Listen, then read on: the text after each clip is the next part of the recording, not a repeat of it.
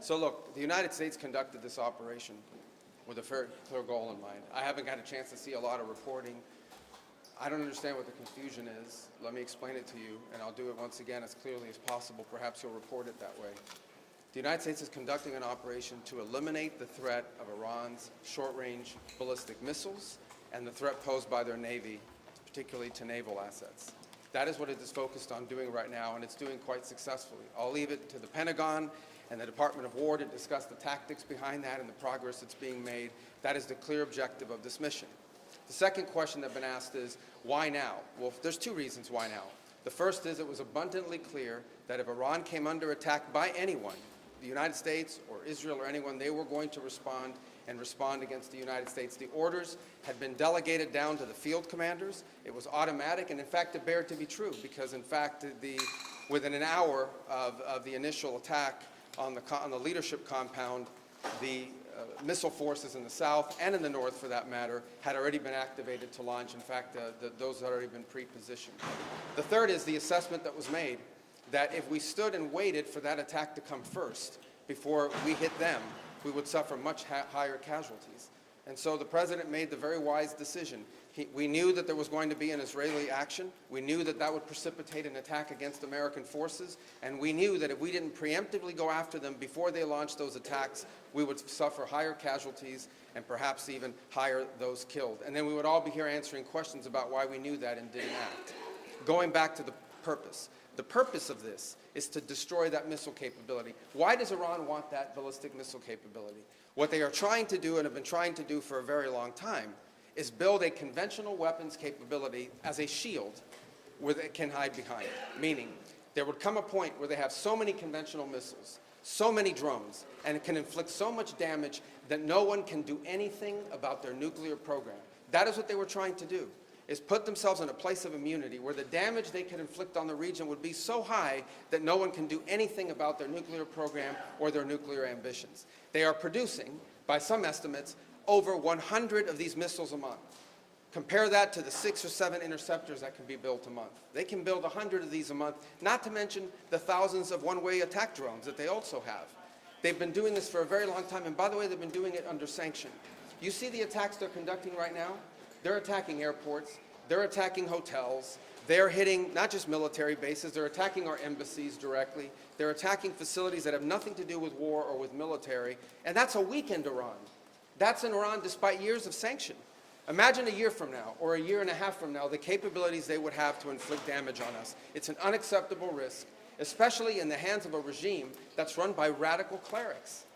The Ayatollah was a radical cleric. That entire regime is led by radical clerics who don't make geopolitical decisions. They make decisions on the basis of theology, their view of theology, which is an apocalyptic one. That has to be taken very seriously as well. So that was the purpose for what this operation is all about. That's what it's focused on. As the President said earlier today, it is on or ahead of schedule. I will defer to the Department of War to discuss the progress being made at a tactical level, but it was the right decision and an important decision for the safety and security of the world. Does Congress have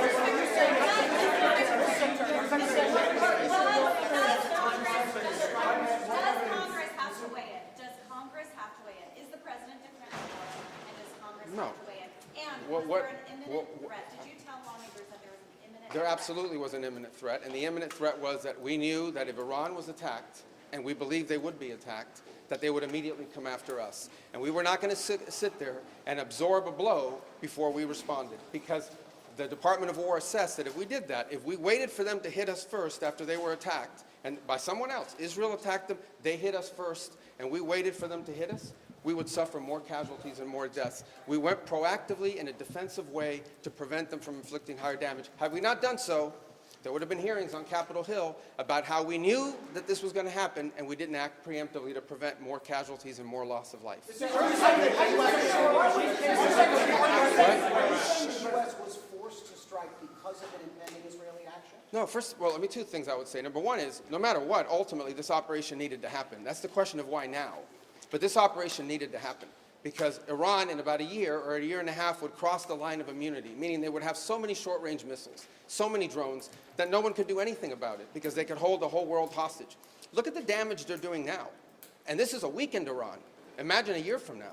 So that had to happen. Obviously, we were aware of Israeli intentions and understood what that would mean for us, and we had to be prepared to act as a result of it. But this had to happen no matter what. Mr. Secretary, President Trump said overnight that his top choices to now run Iran were killed in strikes. Does the United States have a firm plan for how they intend to handle this power vacuum in Iran to ensure that an Iron hardliner does not take power? So two things, and two things can be true. Number one is our mission and our focus is the destruction of their ballistic missile capabilities and their ability to manufacture them, as well as the threat posed by their Navy to global shipping. That's our objective.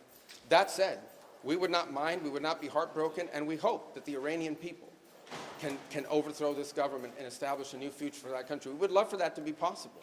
But the objective of this mission is the destruction of their ballistic missile capabilities and of their naval capabilities.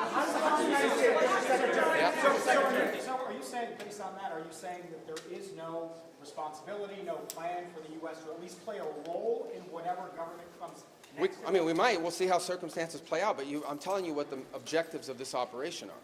The objectives of this operation are to destroy their ballistic missile capability and make sure they can't rebuild it, and make sure that they can't hide behind that to have a nuclear program. That's the objective of the mission. That said, abundantly clear, we would love for there to be an Iran that's not governed by radical Shia clerics. As I've said myself repeatedly for years, the leadership of that country does not reflect the people of Iran, and I think that's been pretty apparent in the protests that you've seen. If there's something we can do to help them down the road, we'd obviously be open to it, but that's not the objective. The objective of this mission is the destruction of their ballistic missile capabilities. Regime change has not gone well for the United States. The what now? Regime change has not gone well for the United States for many, many decades. How do you assure the American public that things will not get worse for the next regime that comes in there and replaces the Well, we would love to see this regime be replaced. And ultimately, as the president has said, Well, how he do you calls... know that? No, but let me finish my answer. As the president has said, he would love for the people of Iran to use this as an opportunity to rise up and remove these leaders. They've been wanting to remove them from a long time. We've seen successive waves of protests, and we've seen them slaughter people, okay?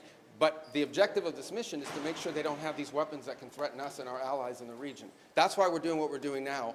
And while we would love to see a new regime, the bottom line is no matter who governs that country a year from now, they're not going to have these ballistic missiles and they're not going to have these drones to threaten us. That's the objective of this mission, is to deny them the ability to use ballistic missiles to threaten their neighbors, to threaten our bases, to threaten our presence in the region, and ultimately as a shield behind which they can do whatever they want with their nuclear weapons ambition. We were not going to let them hide behind that, and that's why this was such a critical mission to undertake now while they were at their weakest point, and not a year from now where they could inflict even more damage and perhaps already be behind that point of immunity. Go right here behind, go ahead, you and then you. Yes. Your critics in Congress have said that they should have a role, they should be able to weigh in here, and there are going to be war powers resolutions votes in Congress later this week.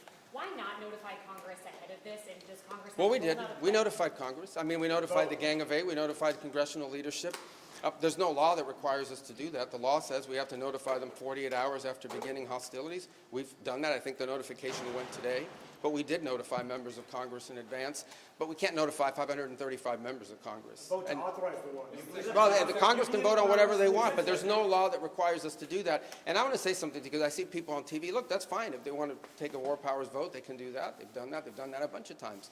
But there's no, people keep saying that there's no law that requires the president to have done anything with regards to this. To begin with, no presidential administration has ever accepted the War Powers Act as constitutional. Not Republican presidents, not Democratic presidents. That said, we have followed the notification at 48 hours.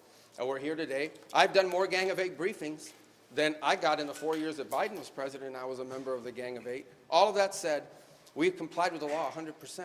And we're going to continue to comply with it. We've done the notification, and we officially to Congress, but we did notify members of Congress. We just can't notify 535 people. That's not possible, but we did the Gang of Eight twice. I briefed them last week, and then I called them the night before the operation. Can you tell us what you know, Mr. Secretary, of the administration knows about the strike on a building in southern Iran that the Iranians are saying was a school, reports of large civilians, including children killed? Yeah, I've seen those reports. I would refer you, not because I'm not trying to answer your question, but I don't want to get it wrong. The Department of War would be investigating that if that was our strike, and I would refer your question to them, and I'll make sure they're aware that you have that question. But we'd like to know. An American missile. Well, clearly, the United States would not deliberately target a school. Our objectives are missiles, both the ability to manufacture them and the ability to launch them, and the one-way attract drones. That would be our focus, and that's what we would be focused on. We would have no interest and, frankly, no incentive to target civilian infrastructure. The Iranians are, on the other hand, targeting civilian infrastructure. You guys have seen it. I'm sure you've seen it. They're hitting hotels. They're hitting embassies. They're hitting airports. They're hitting oil infrastructure. Our children killed. What your Well, it'd be very tragic, but I can't speak to the details behind it because I just don't have it. It would be a tragic outcome if it's happened. I don't have the details as to what led to it. But what is clear is that the United States would not deliberately target a school. They are, on the other hand, deliberately targeting civilians, as you've seen, because you know why? They are a terroristic regime. They sponsor terrorism and they participate in terrorism. President Rubio, what's your message to Americans who are concerned about rising energy prices given the spiking of oil prices today? Yes, and we knew that going in would be a factor, and so we have a program in place that will begin to be implemented by Secretary Wright, Secretary Bessent. We talked about it last night, again, about this program. We talked this morning, and starting tomorrow, you will see us rolling out those phases to try to mitigate against that. Obviously, markets are going to be reacting to news about what's happening. And again, a reminder, think about it, okay? This terroristic regime, led by radical clerics, has the ability, potentially, to shut off 20% of global energy. That's the kind of leverage they have because of their Navy. We're going to destroy their Navy.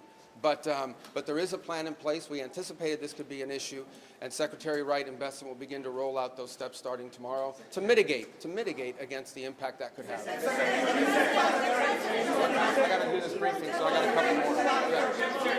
Do you anticipate putting boots on the ground, and how long do you anticipate the conflict to last? Well, we don't. Let me say two things about it. Number one, the president always has the options to undertake whatever operations he decides to do as the commander-in-chief. That said, we believe the objective that we have set for this mission, which is the destruction of their ballistic missile capabilities, both launch capability and manufacturing, can be achieved without ground forces. Right now, we're not postured for ground forces, but obviously the president has those options. He's never going to rule out anything. But right now, our focus is on the destruction of their ballistic missile launchers, their ballistic missile stockpiles, and their ballistic missile manufacturing capability, as well as their one-way attract drones and their Navy, because of the threat it poses to global shipping. How long do you expect All right, I can only do one more, right there in the middle. Yes, sir. Is there a diplomatic exchange going on right now between the U.S. and Iran? Any exchanges whatsoever outside of No, not at this time. I mean, look, we always have people that reach out from inside of governments. You don't know if they're authorized to reach out or not. They're suffering a tremendous amount of damage. Honestly, again, I'm not going to give away the details of our tactical efforts, but the hardest hits are yet to come from the U.S. military. The next phase will be even more punishing on Iran than it is right now. Someone was screaming, how long will it take? I don't know how long it'll take. We have objectives. We will do this as long as it takes to achieve those objectives, and we will achieve those objectives. The world will be a safer place when we're done with this operation. All right? Thank you, guys.